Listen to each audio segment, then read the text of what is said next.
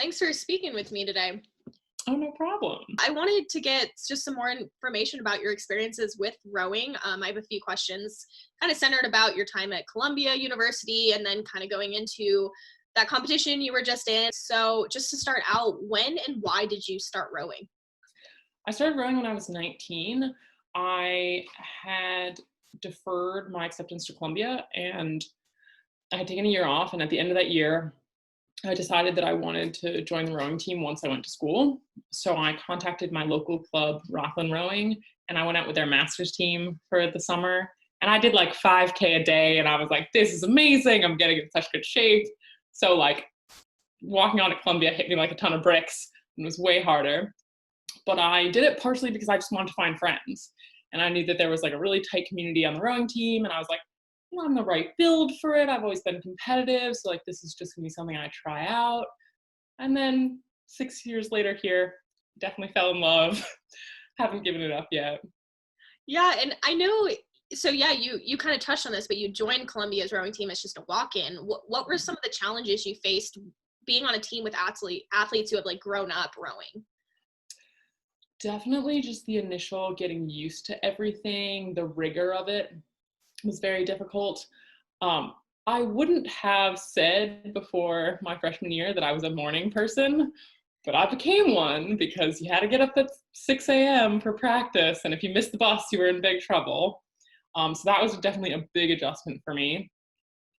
But it wasn't too bad because rowing is a sport that people tend to take up later in life and are able to pick it up pretty quickly.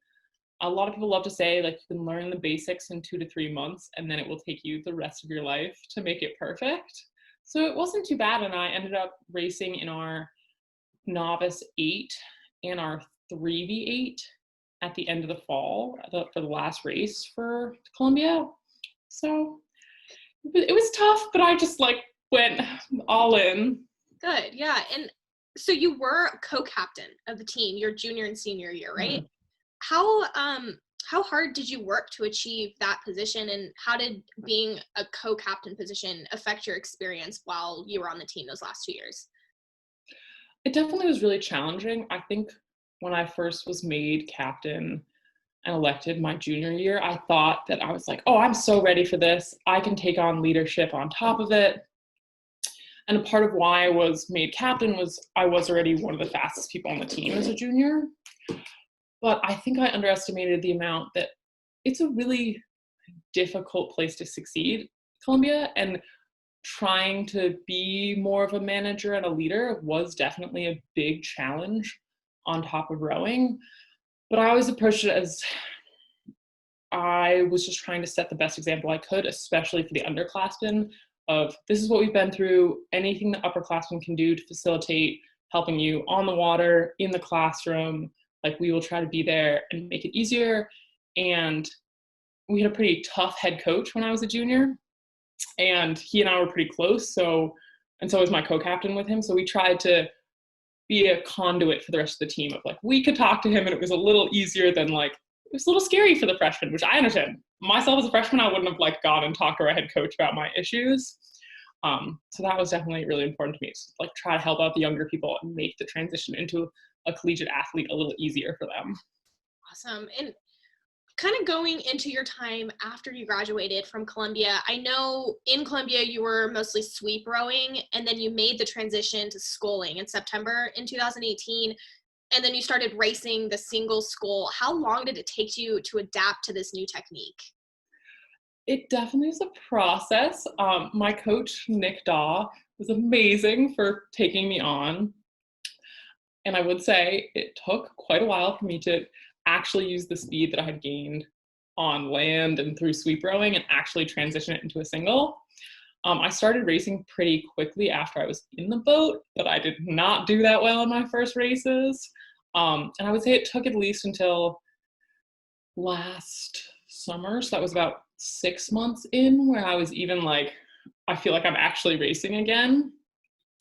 And then this whole past year, since last summer, I feel like I've made such big strides just because of comfort in the boat now and just the strategy I've been able to develop in the single. And what made you transition to sculling in the first place? Well, actually weren't any other high performance women at New York Athletic Club, which is the club I represent now. So it was kind of my only option. But it also was an important step for me to take because the single is so important for developing your boat feel.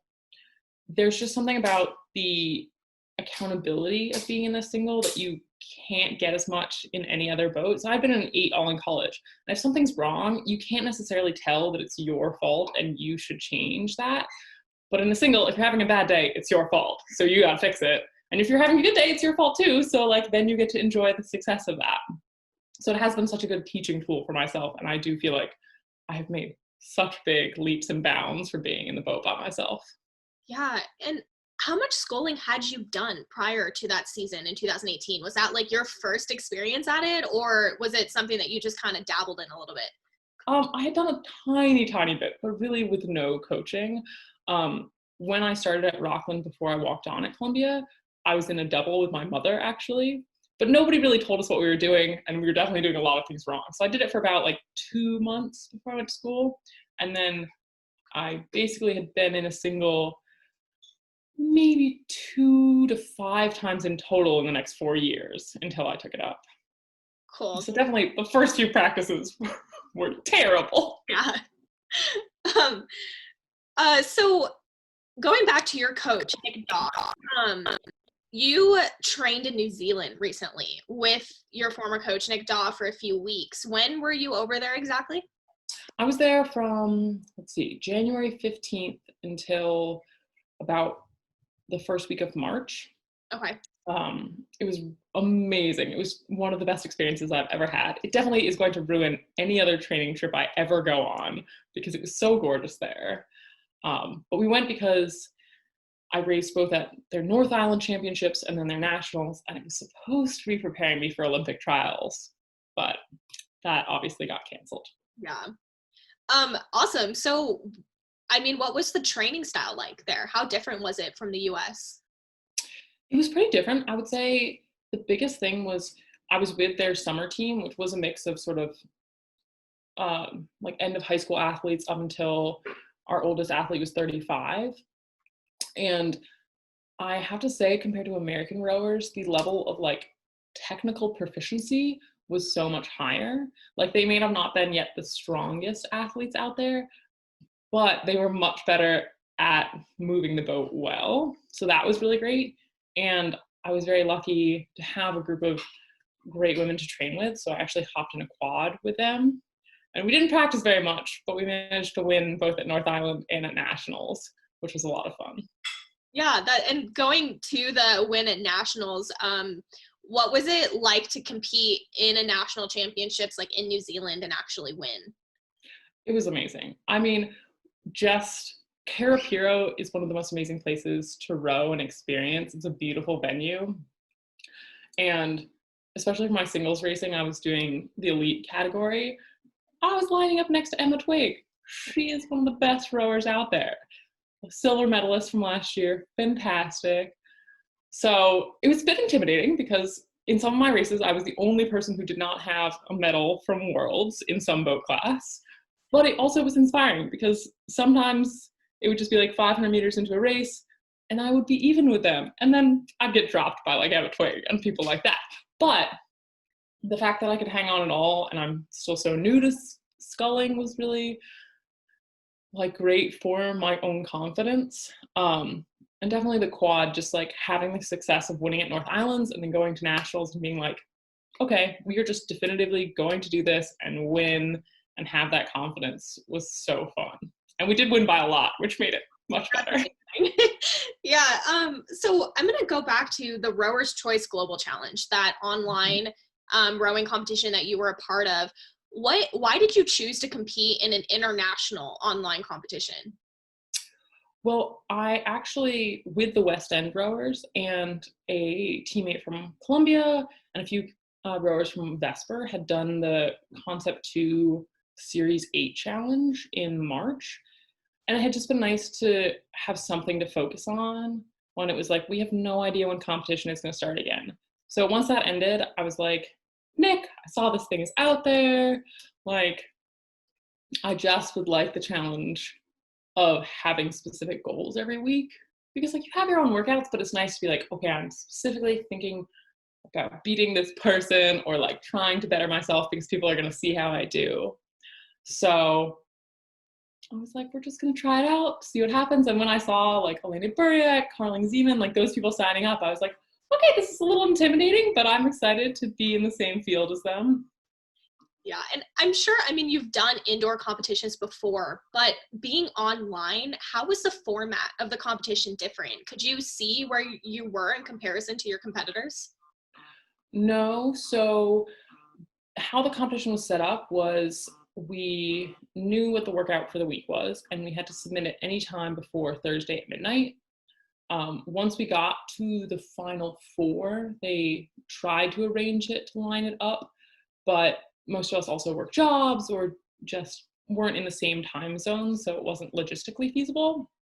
So it definitely made it a little difficult to just go out and not know what the other person was going to pull.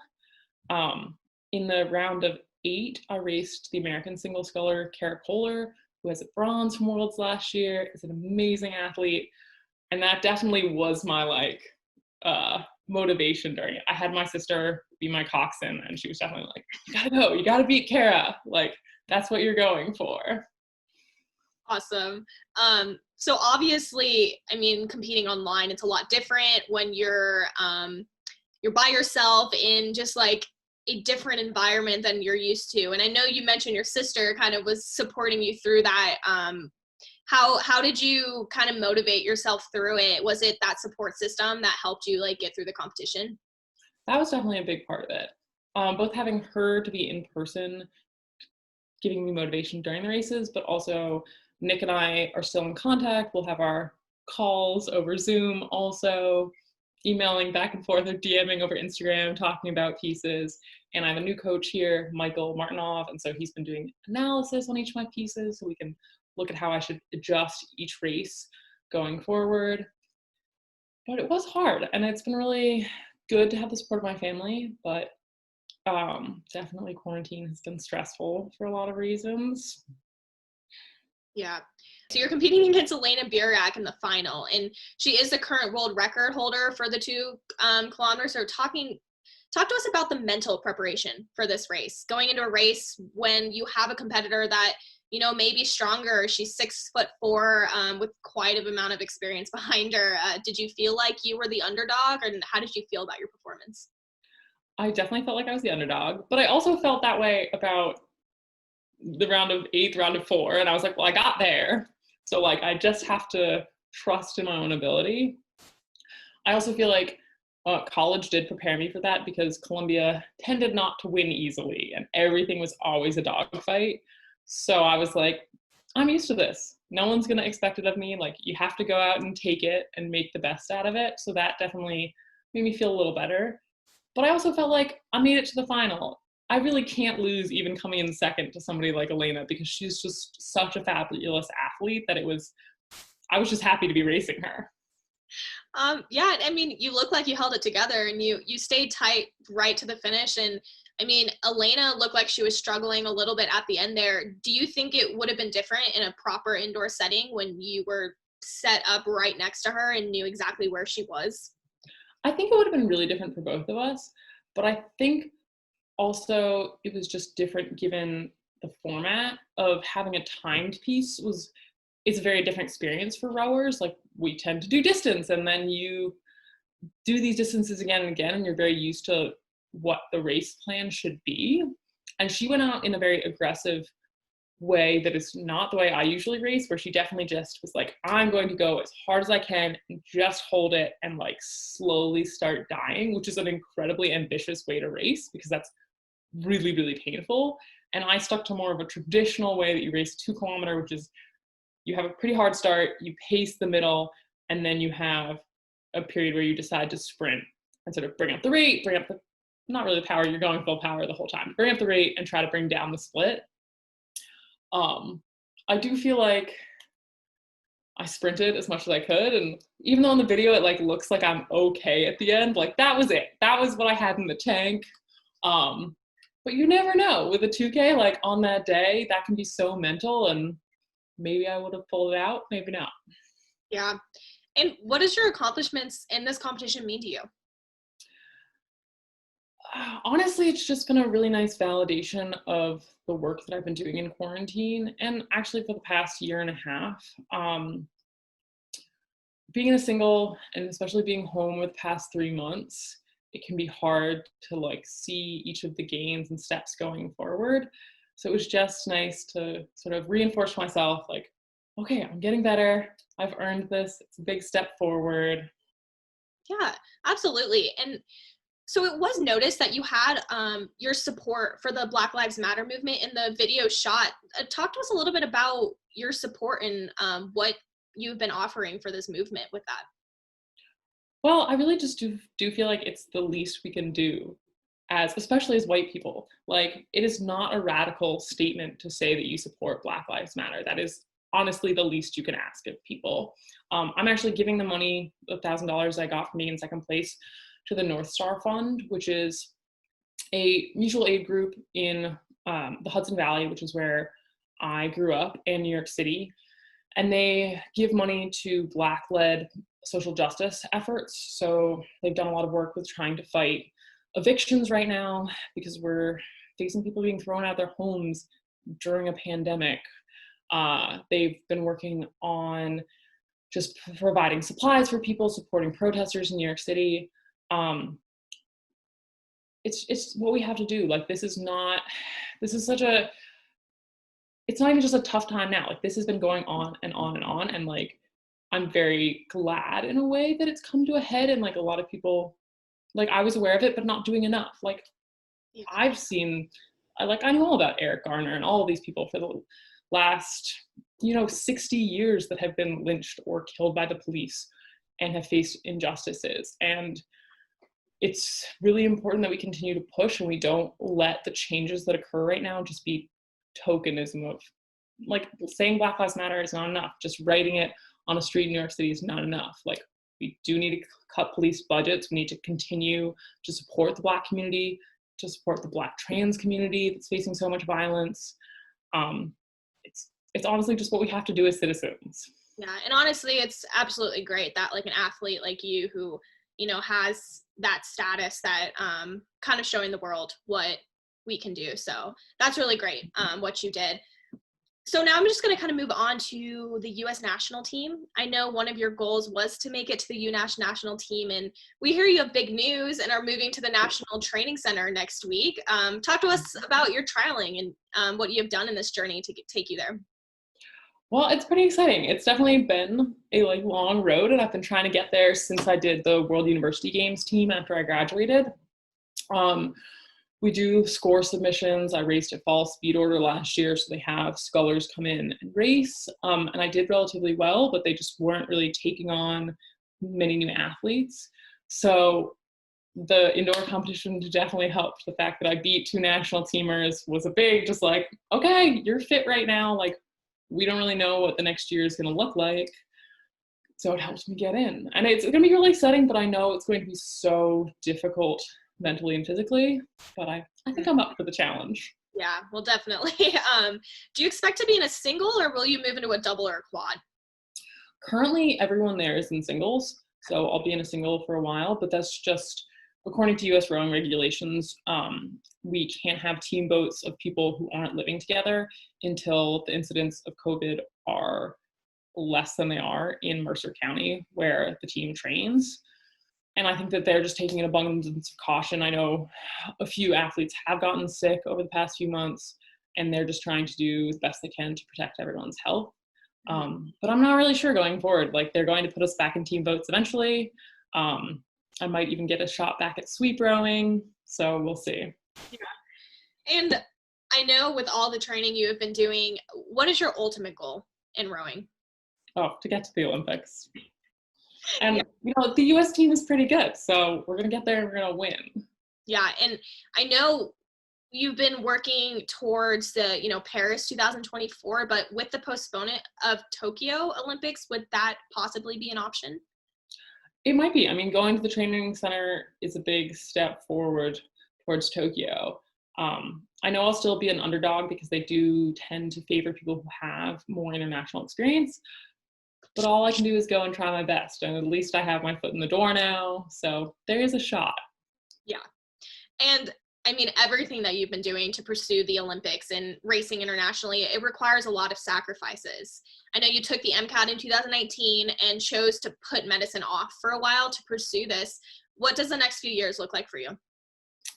Well, it's going to be a lot of just training. I have been working as a junior coach while I've been in New York. I am giving up that job to go to Princeton, but I probably will get some sort of part-time job to support it, rowing, since it's not really a sport that pays. Um, but I'm okay with that. Like, my mom is actually a doctor as well. She didn't go straight to medical school after she graduated college. So that's been a good model to have. She actually ended up she was a physics major, and so she did a post-bac. She did some research afterwards. So I feel okay about that. Like, I can still go be a doctor or work in healthcare when I'm 29 after 2024. Yeah. Which, I mean, honestly, it's great to have that support system. And I know, like you said, it's, rowing doesn't really fund that kind of lifestyle very well. Do you have any sponsorships or like funding available that is kind of helping you get through this? I have a chance to earn money from US Rowing when I go. We'll see if I can make that. My club, New York Athletic Club, is actually so supportive, and they do some to help us as well. Um, Other than that, I got to go out and look on my own and find some sponsorships, but I don't currently have any. Yeah, absolutely. Talk to us about your support network, your family, your coaches, your teammates. How are they helping you get through all of this? I mean, I couldn't do it without them. It has been good to be home with my family recently. As I said, my mom's a doctor, so obviously this time has been really, really stressful for her. So we've just been trying to give back as family to her, but she is the most amazing person I have ever met. She is definitely my idol and has been wonderful through this, supporting me, as has my dad and my sister. Nick is amazing. He has put so much time and energy into me over the past, well, really 6 years. He was my coach for 2 years at Columbia as well. My teammates are awesome too. It's been hard for us being all apart. I did go to New Zealand with two of them, Connor and Baton, which was so much fun. But in the interim, when we can't see each other, we snap each other our workouts. We have a group chat. We like share playlists. And so that helps so much to know everyone else is suffering alone, just like we are, and getting the workouts done. And definitely my junior club has been so supportive as well. Quarantine has definitely been hard on the junior athletes since they went through all winter training. They thought they were gonna get back on the water, and then they were just stuck back on the ergs for 3 months. So just being there for them, and then they've really been so encouraging during this tournament and with me leaving. It's great to have all of them. Awesome. And I kind of want to touch on your nutrition a little bit and what it's like to be an athlete who chooses to be vegan. I know some athletes are, scared of becoming vegan because they think that they don't have big protein sources. And what made you choose to go vegan? Um, it was not that hard a choice because I actually became vegetarian when I was in 4th grade. My sister and I decided we wanted to become vegetarians, and our parents actually aren't. It was mostly for environmental reasons. It just is terrible to see the amount of damage that we do to the ecosystem with factory farming. And even within this crisis, seeing how many COVID outbreaks have been linked to meatpacking industries. So that was a big reason why I switched. And I really have never had a problem with it, but that part of that has been that my family has always been really good at cooking. So we've been always able to make food really delicious and full of variety, which is so important as an athlete to really get all of your different micronutrients. And yeah, veganism was just the next step. It's been pretty recent. My sister's been vegan since she was in college. And since she came home during quarantine, I went vegan with her just to, see if it worked, and it did. So we'll keep it going. Yeah, and what does your average day of eating look like?